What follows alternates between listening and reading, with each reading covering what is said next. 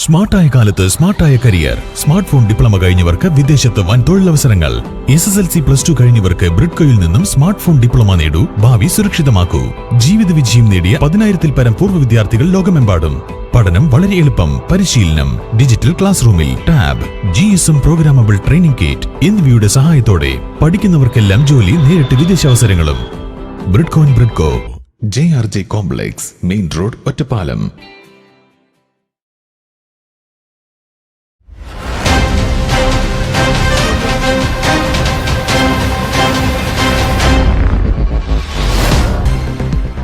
ചേലക്കരയിൽ ബസ്സിൽ നിന്ന് വീണ വിദ്യാർത്ഥി മരിച്ച സംഭവം ബസ് ജീവനക്കാരുടെ ഭാഗത്തു നിന്നുണ്ടായത് ഗുരുതര വീഴ്ച.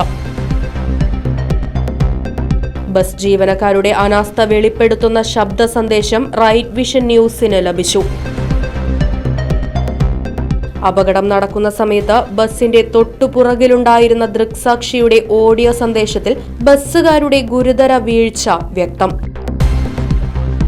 പഴയന്നൂർ, എളനാട്, തൃശൂർ റൂട്ടിൽ സർവീസ് നടത്തുന്ന ഉണ്ണികൃഷ്ണ ബസ്സിൽ നിന്നും വീണ് ഓട്ടിസം ബാധിതനും Mullurkara Carmel mount special school വിദ്യാർത്ഥിയുമായ 27 വയസ്സുള്ള അനൂജ് മരിച്ച സംഭവത്തിലാണ് ബസ് ജീവനക്കാർക്കെതിരെ ഗുരുതര ആരോപണവുമായി അപകടം നേരിൽ കണ്ട ദൃക്സാക്ഷി രംഗത്ത് വന്നിരിക്കുന്നത്.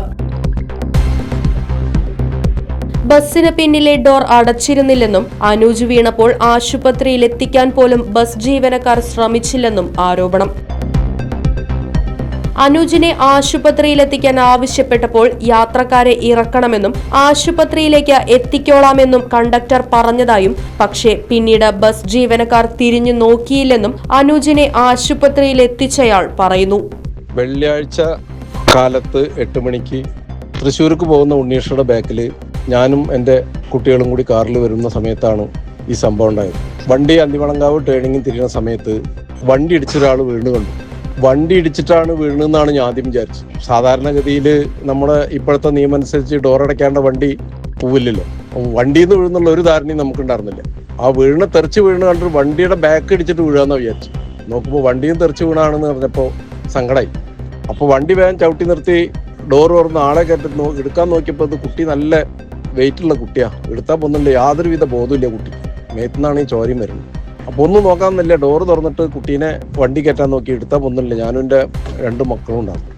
വണ്ടി കയറ്റാൻ നോക്കിയപ്പോൾ പിന്നെ വണ്ടിയിൽ ആളെ കിട്ടാനില്ല, കയറ്റാൻ കിട്ടാനില്ല. ആൾക്കാർ ലഹള കൂട്ടി വന്നു. അപ്പോഴേക്കും വണ്ടി കുറേ അപ്പുറത്ത് പോയിട്ടാണ് നിർത്തിയത്. കുറേ അകലെ മാറിയിട്ടാണ് വണ്ടി നിർത്തിയത്.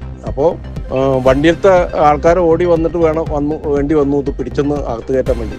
വണ്ടിയുടെ അകത്ത് കയറ്റിയിട്ട് നോക്കുമ്പോൾ ആകെ ചോര മേത്തൊക്കെ ഉണ്ട്. അപ്പോൾ വണ്ടി കയറ്റി ഡോറടയ്ക്കാൻ പറ്റില്ല. ഡോറടയ്ക്കാനും കൂടി പറ്റാത്ത കണ്ടീഷനിൽ വന്ന് കണ്ടക്ടർ ഓടി വന്നിട്ട് നോക്കുമ്പോൾ കണ്ടക്ടർ എന്നോട് ചോദിക്കുകയാണ് ഞാൻ എന്താ ചെയ്യേണ്ടത്.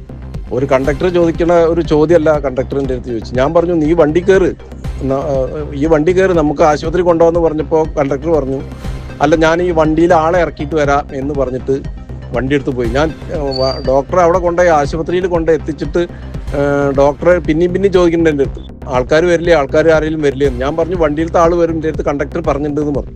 പക്ഷെ ഞാൻ 10-15 മിനിറ്റ് നേരം നിന്നിട്ടും വണ്ടിയിലത്തെ ആരും വന്നില്ല, ഡ്രൈവറും വന്നില്ല, കണ്ടക്ടറും വന്നില്ല. ചേലക്കര വന്നിട്ട് പിന്നെ അന്വേഷിച്ചപ്പോൾ വണ്ടി ട്രിപ്പ് എടുത്ത് പോയി എന്നാണ് അറിയാൻ കഴിഞ്ഞത്. വണ്ടിയിൽ ആരും ഇറങ്ങിയിട്ടില്ല, വണ്ടിയിൽ ആളെ ഇറക്കിയില്ല, വണ്ടി ട്രിപ്പ് എടുത്ത് പോയി.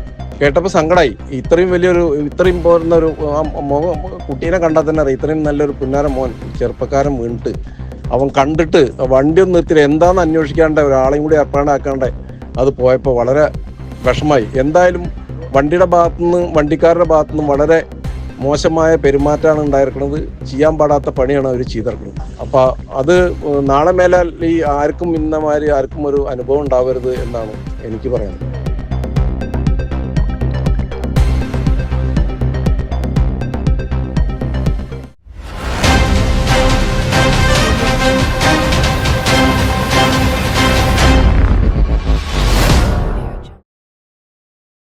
സ്മാർട്ടായ കാലത്ത് സ്മാർട്ടായ കരിയർ. സ്മാർട്ട് ഫോൺ ഡിപ്ലോമ കഴിഞ്ഞവർക്ക് വിദേശത്ത് വൻ തൊഴിലവസരങ്ങൾ.